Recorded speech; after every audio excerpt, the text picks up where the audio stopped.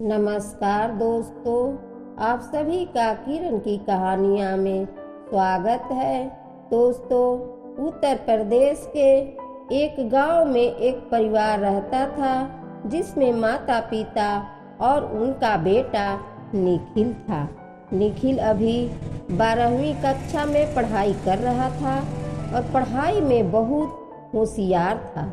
उसकी आंखों में बड़े सपने थे, लेकिन दिल में एक दर्द भी था, क्योंकि उसके पिता मेहनत मजदूरी करके घर का खर्च चला रहे थे।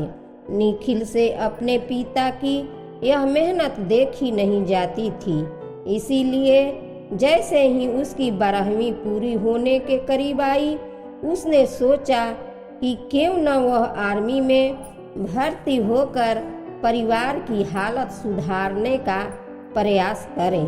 हर सुबह वह गांव के बाहर की सड़क पर फिजिकल टेस्ट की तैयारी करने जाता और दिन रात मेहनत करता, ताकि एक दिन आर्मी में भर्ती होकर अपने पिता का सहारा बन सके। उसके पिता भी उसका पूरा साथ देते थे और उसे कहते, बेटा, अगर तू आर्मी में लग जाएगा तो हमारा गुजारा भी अच्छे से हो जाएगा। निखिल के दिल में अपने माता पिता की खुशियों के लिए एक जुनून था, जो उसे रोज सड़क पर खींच लाता। एक दिन सुबह सुबह जब वह दौड़ते हुए अपने सपनों की ओर बढ़ रहा था, तभी उसकी कोहनी एक लड़के संजय से टकरा गई। संजय पुलिस में दरोगा था और बात को तुल देने लगा। निखिल ने तुरंत माफ़ी मांगी और कहा, भैया, मैं दौड़ रहा था, अगर आप थोड़ा साइड में हो जाते तो यह नहीं होता। लेकिन संजय उसकी बात सुनने को तैयार नहीं था और उसे धमकाने लगा। निखिल की आंखों में अपने सपनों की चमक थी और दिल में अपने परिवार के लिए कुछ करने का जज्बा। उसने संजय को समझाने की कोशिश की, पर वह नहीं माना।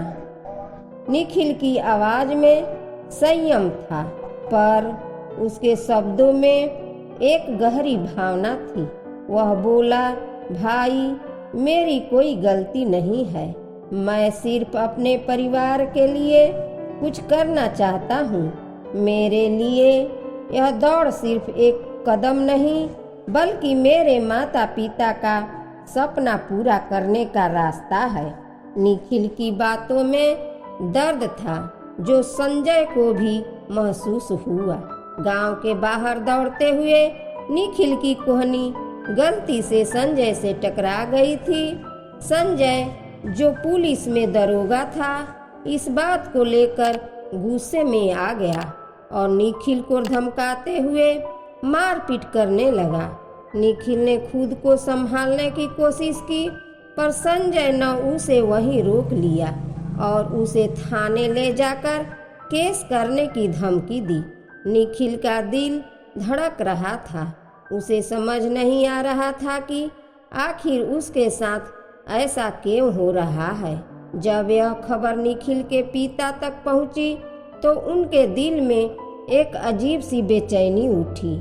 बेटे का सपना, उसकी मेहनत और उन पर निर्भर सारी उम्मीदें जैसे डगमगाने लगी।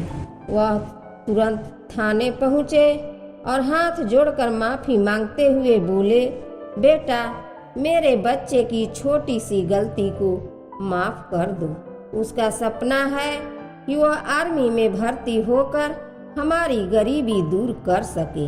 अगर तुम इस पर केस कर दोगे तो उसकी जिंदगी बर्बाद हो जाएगी। वह कभी अपने सपने पूरे नहीं कर पाएगा। लेकिन संजय के दिल में शक्ति और अभिमान था। उसने कहा, तेरा बेटा मुझसे उलझने की हिम्मत कर रहा था, अब इसे मैं सबक सिखाऊंगा और इसे बिल्कुल भी नहीं छोड़ने वाला हूँ। निखिल के पिता भारी मन से लौटे और गांव में पंचायत बुलाई। पंचायत में वे संजय के पिता के सामने हाथ जोड़कर माफी मांगते हुए बोले, भाई साहब, मेरा बेटा तो नादान है, उसे माफ कर दीजिए ताकि उसकी जिंदगी बर्बाद ना हो। संजय के पिता ने उन्हें तिरस्कार भरी नजरों से देखते हुए कहा, तुम्हारी औकात क्या है हमारे सामने? तुम्हारे बेटे की हिम्मत कैसे हुई वह मेरे बेटे के सामने आ जाए? यह सुनते ही निखिल के पिता की आंखों से आंसू आ गए, परंतु उन्होंने भी नम्रता के साथ कहा, भाई साहब, गलती हो गई, आगे से मेरा बेटा ऐसा गलती नहीं करेगा। संजय का पिता थोड़े गुस्से और घमंड में कहने लगा, ठीक है, मैं अपने बेटे से कह दूंगा कि वह केस दर्ज नहीं करेगा। इस राहत के बाद भी निखिल के पिता की आंखों में एक अनकहा दर्द था। बेटे के सपने के लिए उनकी झुकी हुई आंखें और कांपते हुए हाथ गांव में हर किसी को एक पिता के प्यार और बलिदान की गहराई दिखा रहे थे। संजय के पिता ने पंचायत में यह चेतावनी दी थी कि अगर निखिल दोबारा उनके बेटे के सामने आया तो उसे परिणाम भुगतने होंगे।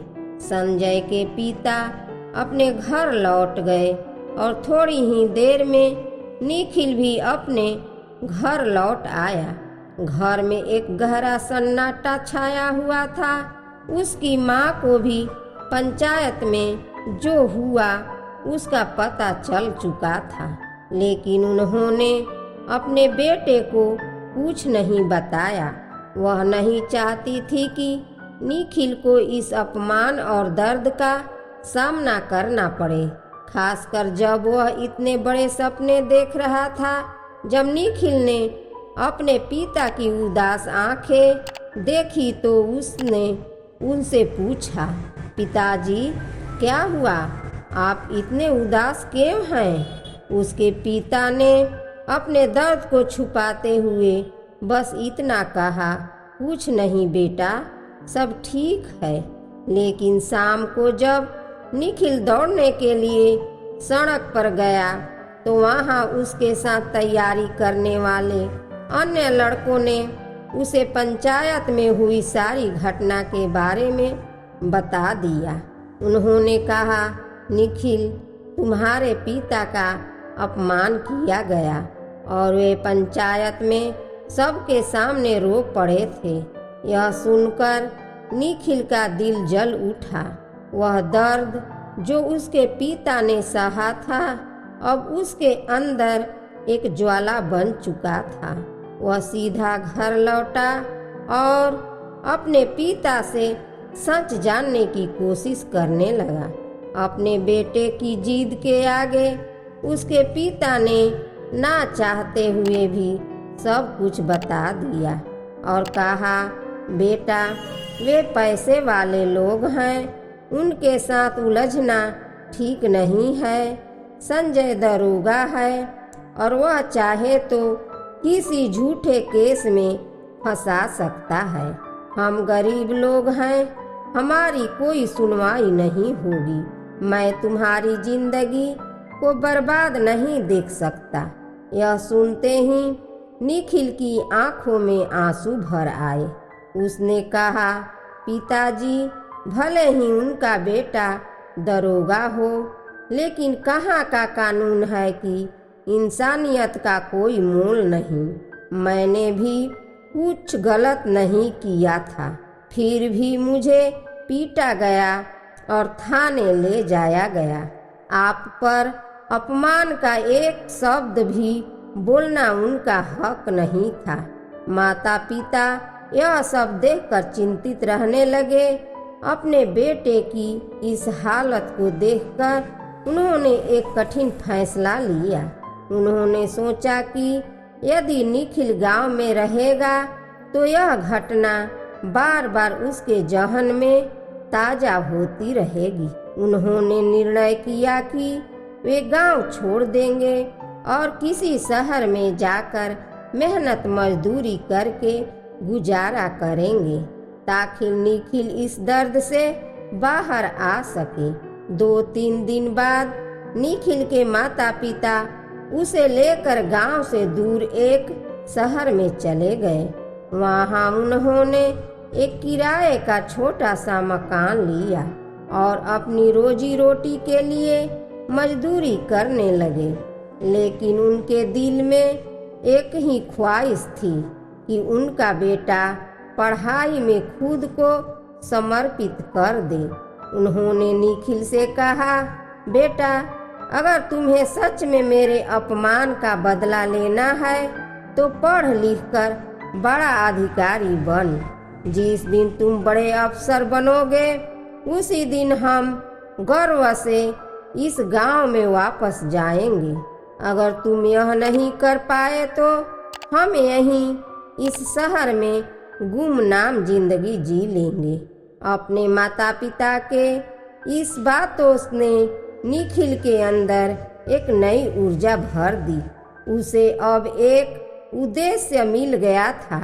उसने ठान लिया कि वह कड़ी मेहनत करेगा और बड़ा अधिकारी बनेगा ताकि उस अपमान का बदला ले सके जिसने उसके पिता के आत्मसम्मान को ठेस पहुंचाई थी। अब निखिल पूरी लगन के साथ पढ़ाई में जुट गया। हर दिन उसे अपने पिता के आंसू और उनकी उम्मीदें याद दिलाते और वह संकल्प करता कि एक दिन वह उस अपमान का जवाब अपनी सफलता से देगा। निखिल ने दिन रात मेहनत में खुद को झोंक दिया। उसके दिल में अपने पिता के आंसू और अपमान की यादें ताजा थी जो हर पल उसे प्रेरित करती थी। ग्रेजुएशन के साथ ही उसने बड़ा अधिकारी बनने की राह तलाशनी शुरू की। धीरे धीरे उसे पता चला कि यूपीएससी जैसी परीक्षा के माध्यम से वह एक आईपीएस अधिकारी बन सकता है।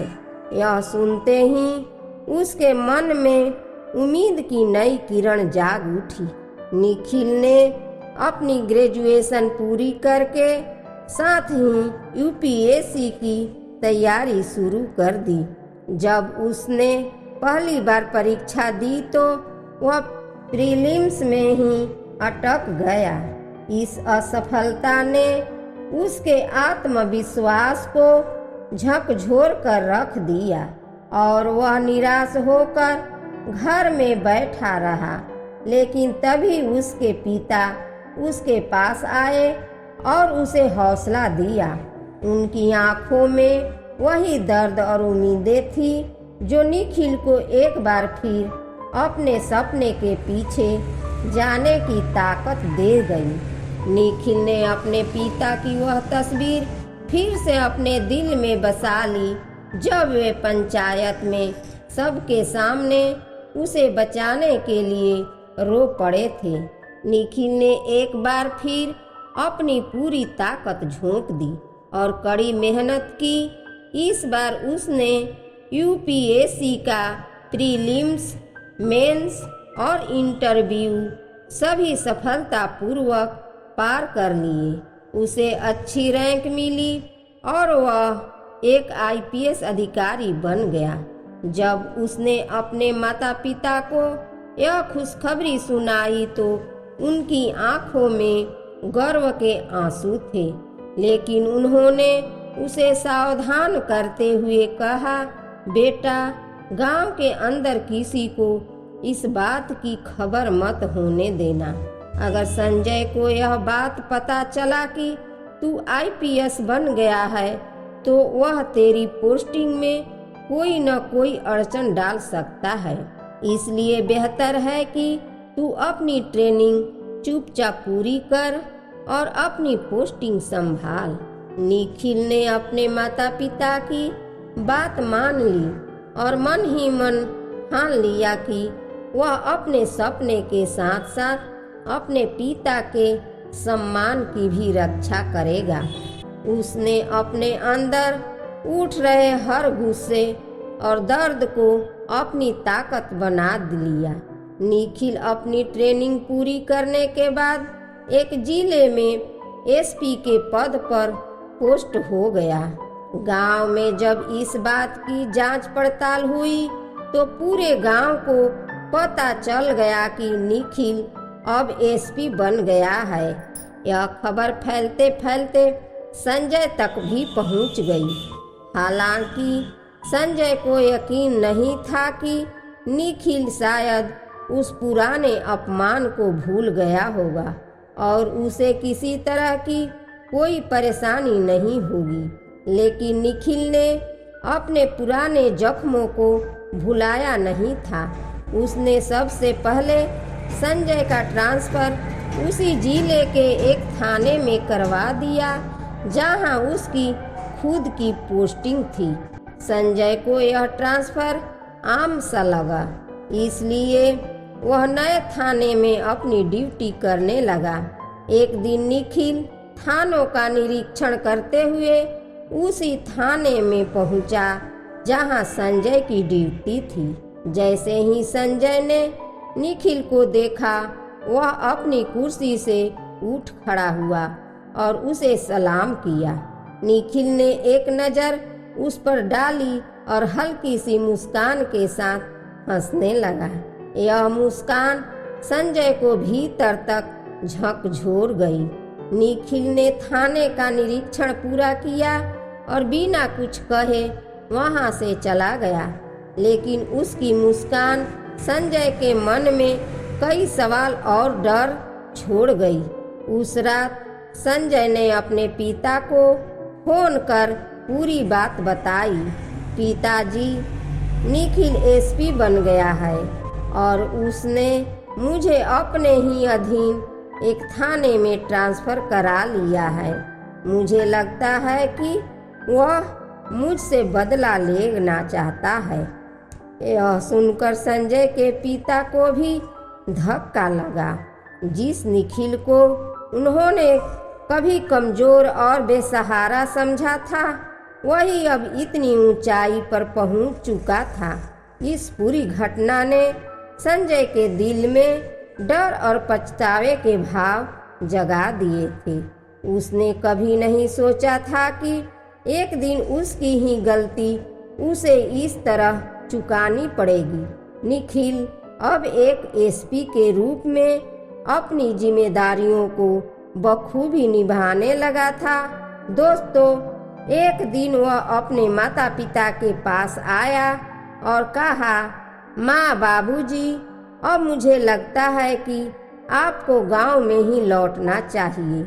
उसके माता पिता ने उसकी बात सुनकर मुस्कुराते हुए कहा, हाँ बेटा, अब हमें भी ऐसा ही लगता है। बाकी का जीवन अपने गांव में ही बिताना चाहिए।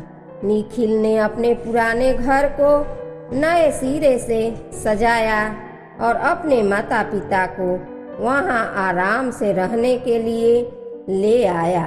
यह सब देखकर संजय के पिता के दिल में हलचल मच गई।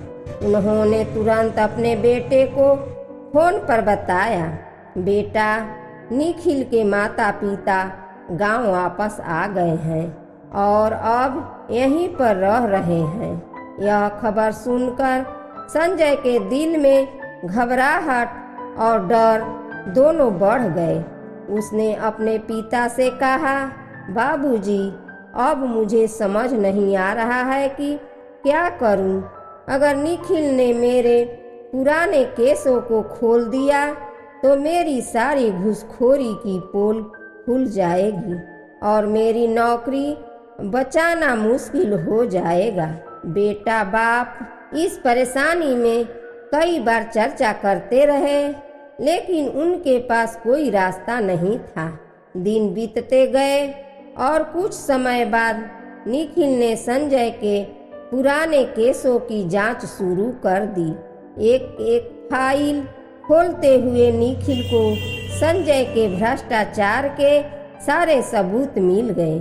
उसने अपनी जिम्मेदारी निभाते हुए संजय को लाइन हाजिर कर दिया। यह खबर जब संजय के पिता तक पहुंची तो वे सदमे में आ गए। जिस लड़के को उन्होंने कभी महत्व नहीं दिया था, वही आज उनके बेटे की जिंदगी में ऐसा मोड़ ला चुका था।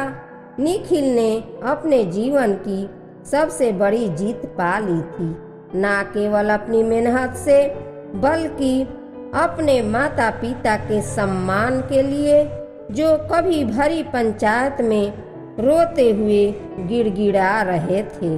निखिल के पिता ने अब सारी तकलीफों का बदला लेने का इरादा किया था, लेकिन इस बार वह अपनी ताकत और न्याय का प्रयोग करने का फैसला कर चुके थे। गांव में एक और पंचायत का आयोजन किया गया और इस बार वहां संजय के पिता को भी बुलाया गया।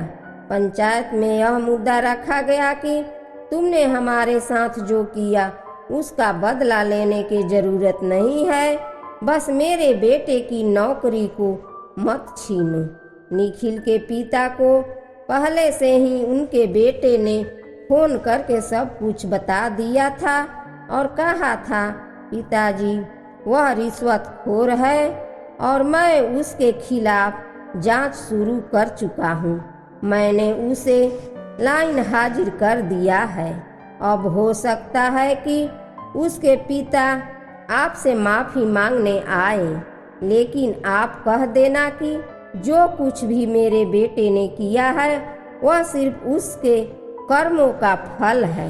पंचायत में यह सब सुनकर संजय के पिता का चेहरा उतरा हुआ था, लेकिन वह हाथ जोड़कर निखिल के पिता से माफ़ी मांगने के लिए पहुँचे। उनके चेहरे पर पछतावा था और उन्होंने उसी तरह से हाथ जोड़कर माफ़ी मांगी जैसे कभी निखिल के पिता ने पंचायत में उनसे माफ़ी मांगी थी। निखिल के पिता ने गहरी सांस लेते हुए कहा, देखो भाई, हमारी तुमसे कोई पर्सनल दुश्मनी नहीं है, लेकिन अगर तुम्हारे बेटे ने कोई गलत काम नहीं किया है तो तुम्हारे खिलाफ कोई भी सबूत नहीं मिलेगा और ना ही कोई समस्या आएगी। यह तो बस एक कानूनी प्रक्रिया है, इसमें मैं कुछ नहीं कर सकता। मेरे बेटे ने मुझे बताया था और उसने यह भी कहा था कि अगर वह निर्दोष है तो उसे कुछ नहीं होगा, लेकिन अगर दोषी है तो उसका जीवन उलट सकता है। यह सुनकर संजय के पिता की आंखों में आंसू आ गए और वह पूरी पंचायत में फूट फूट कर रोने लगे।